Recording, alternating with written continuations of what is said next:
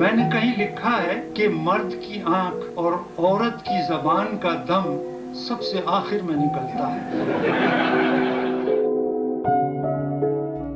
मारूफ मिर्जा निगार मुश्ताक अहमद यूसुफी 4 सितंबर 1923 को हिंदुस्तान के शहर जयपुर के तालीम याफ्ता घराने में पैदा हुए। पेशे के लिहाज से बैंकर थे, मगर लिखने के फन से माला माल। कम लिखा पर जो भी लिखा मयारी और दिल पर नक्श कर देने की मानिंद है।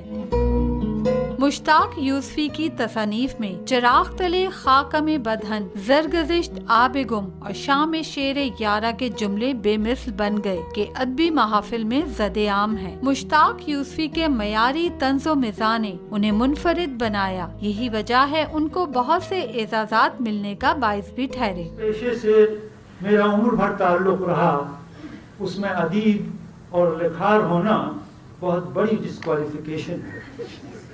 इंग्लैंड में आज भी आम शायर को हिकारतन सिसी और पेंजी कहते हैं, जो एक फूलदार गाली है।